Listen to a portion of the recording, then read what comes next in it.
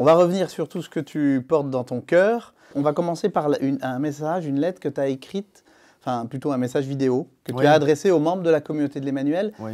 C'était en novembre 2020. Oui, c'est ça, oui. Suite alors qu'on est dans une crise sanitaire importante. Et peu de temps après l'apparition de la lettre encyclique du pape, Fratelli Tutti, tous frères, mais tu avais, enfin, si je crois savoir que tu as hésité à prendre la parole. D'ailleurs, c'est ce que tu dis dans ton message. Oui, c'est ça, oui. Pourquoi tu as hésité? Oui.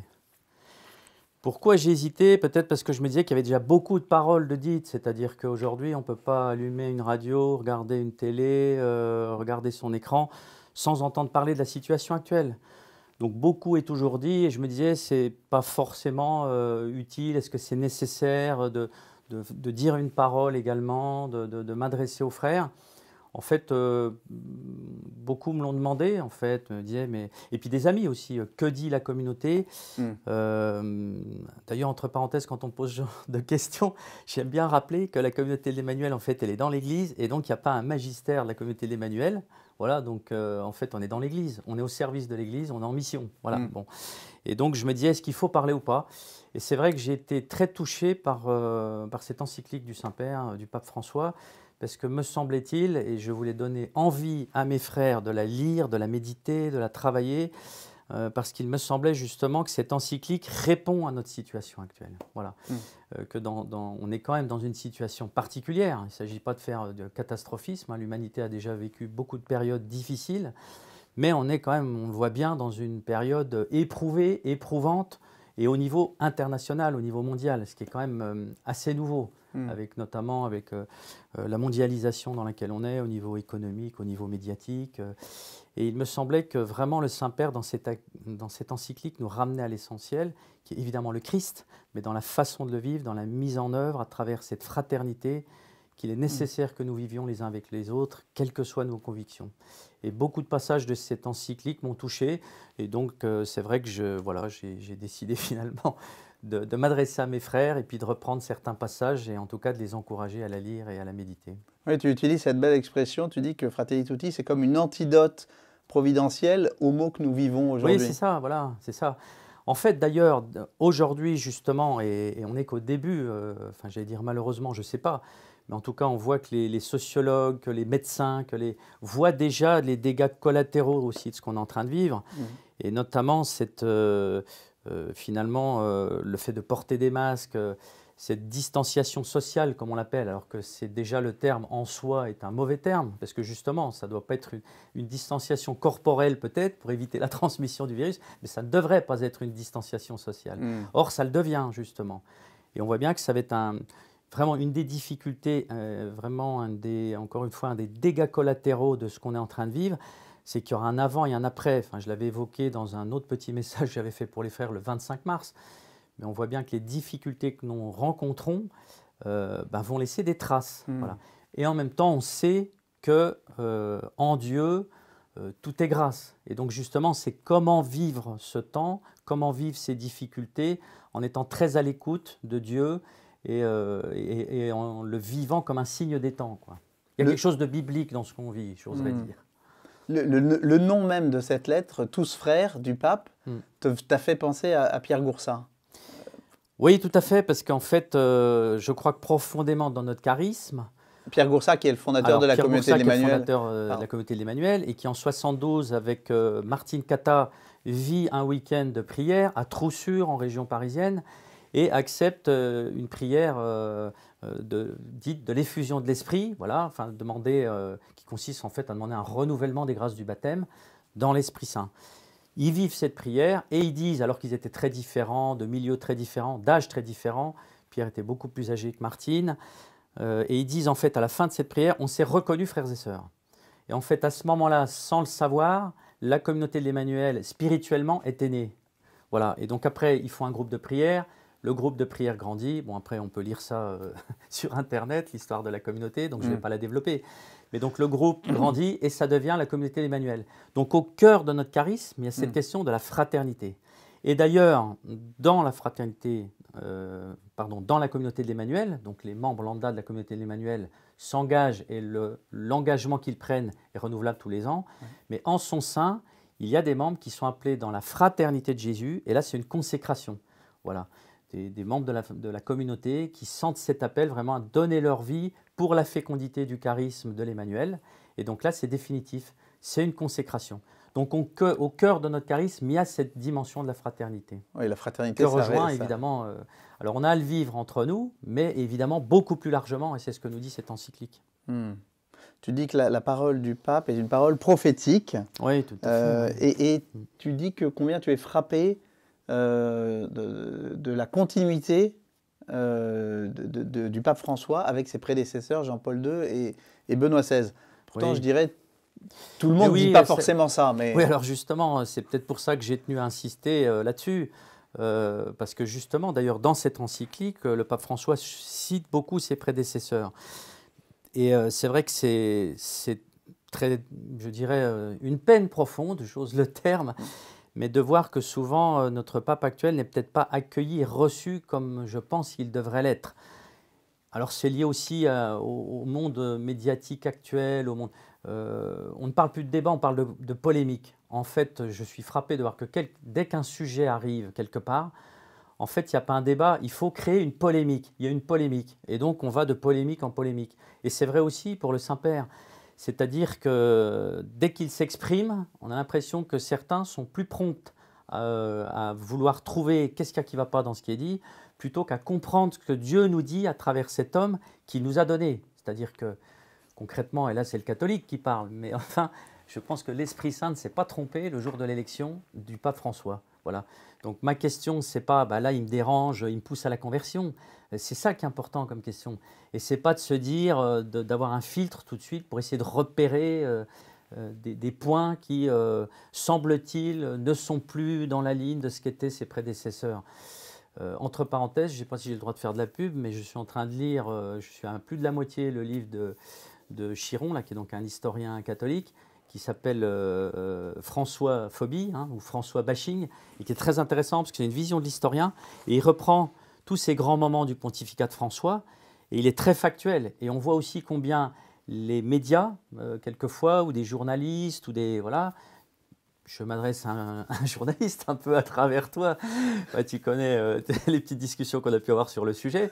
Et de fait, malheureusement, quelquefois, on prend une réponse, on sort du contexte, et en fait, après, ça fait le buzz, c'est retranscrit, et finalement, on fait dire au pape ce qu'il n'a pas dit. Et il y a beaucoup de points qui sont vraiment passionnants dans ce bouquin à ce sujet. Voilà. Donc tu nous invites à ne pas nous décourager si parfois on est désarçonné, à creuser, à essayer de comprendre davantage. Je crois surtout qu'en fait, c'est toujours un appel à la conversion. Par exemple, justement... Ça, c'est difficile. Mais oui, je sais bien, à commencer par moi. Et dans cette encyclique, il a la deuxième partie, c'est justement le Saint-Père qui fait une réflexion, un approfondissement de cette parabole du bon Samaritain. Bon. Et en fait, j'ai été très touché par la façon dont le pape reprend cette parabole, et surtout, il remet en perspective et il remet dans le contexte de l'époque. Et en fait, il nous montre tellement comment il y avait quelque chose de scandaleux dans cette parabole par rapport au contexte de l'époque, que je me suis moi-même obligé Je me suis dit, mais finalement, ce serait aujourd'hui, quels seraient les personnages? Et je n'ai pas pu m'empêcher de penser que le blessé serait peut-être un évêque, que celui qui vient s'occuper de lui serait peut-être un frère musulman, etc., etc. Enfin, on lit des fois ces textes, enfin en tout cas je parle pour moi, avec une certaine habitude, mais là je relis ce texte maintenant grâce au pape d'une façon très renouvelée, quoi, qui je crois ouvre le cœur, quoi, en fait, sur l'autre, quel qu'il soit. Alors toujours dans ce même message, tu fais plusieurs citations de cette lettre. Une première sur la famille, tu dis, le pape dit, ma première pensée va aux familles appelées à une mission éducative première et incontournable. Elle constitue le lieu premier où se vivent et se transmettent les valeurs d'amour et de la fraternité, de la convivialité et du partage, de l'attention et du soin à l'autre. Ah oui, c'est-à-dire que la famille est vraiment le cœur, le berceau d'une vie humaine. C'est le lieu dans le plan de Dieu où l'on se forme. Et là, par exemple, typiquement, quand on parle de François, il y a eu là des polémiques, des questions concernant Amoris Laetitia, en tout cas certaines notes de cette encyclique. Bon, je crois que le pape, là, il le dit, et on le voit dans l'encyclique, je cite, c'est une encyclique, hein, Amoris Laetitia, oui. je ne dis pas de bêtises. C'était une lettre post-synodale. C'est ça, c'est lettre post-synodale. Enfin, toujours est-il qu'il redit vraiment l'importance de la famille, et on voit bien que c'est au cœur de la famille que l'homme grandit, que l'humain grandit, que cette fraternité naît et grandit, à travers les parents, à travers les frères et sœurs, à travers ceux avec lesquels on est en contact. Donc la famille, c'est fondamental, c'est essentiel. Sur la dignité des personnes aussi, oui, tout à fait, oui. Où tu évoques le fait que on est appelé à veiller à ce que chaque personne vive dans la dignité et ait des opportunités appropriées pour son développement intégral. Oui, tout à fait, oui. Oui, ben, de toute façon, c'est central dans tout l'enseignement de l'Église, c'est la dignité de la personne humaine.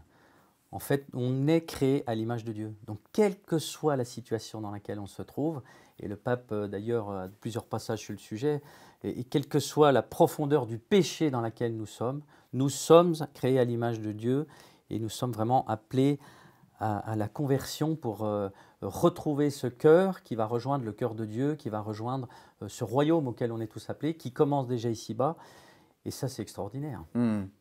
Et tu évoques aussi tu as cité la phrase où le pape dit « la gratuité existe ». Oui. L'importance de la gratuité, oui. C'est quelque chose qui te semble important pour... C'est-à-dire que c'est peut-être un mot qu'on a un peu plus de mal aujourd'hui à entendre. On est dans un contexte très commercialisé. Bon, j'ai dit tout à l'heure, hein, j'ai fait 13 ans de grande distribution, donc je suis bien placé aussi pour voir un peu ces mécaniques du commerce, ces mécaniques de l'achat, de la vente, des prix. Donc on a un peu tendance à toujours commercialiser les choses dans leur approche. Il y a le côté donnant-donnant, c'est-à-dire... Et c'est vrai que cette question de la gratuité que Dieu lui-même en fait nous montre, puisque nous le savons bien, Dieu n'avait pas besoin de nous. Dieu a créé l'homme par pur amour, quoi. C'est vraiment la seule créature qu'il a voulu pour elle-même et pour lui-même, j'allais dire. Et donc c'est cet amour avec lequel Dieu nous a créés fait que nous devons nous-mêmes demander cette conversion du cœur pour vivre aussi nos relations dans la gratuité. Et ça, c'est pas facile, c'est un combat quotidien en tout cas. Ça aussi, c'est une conversion. C'est clair. Ah oui, ça c'est sûr. Ouais.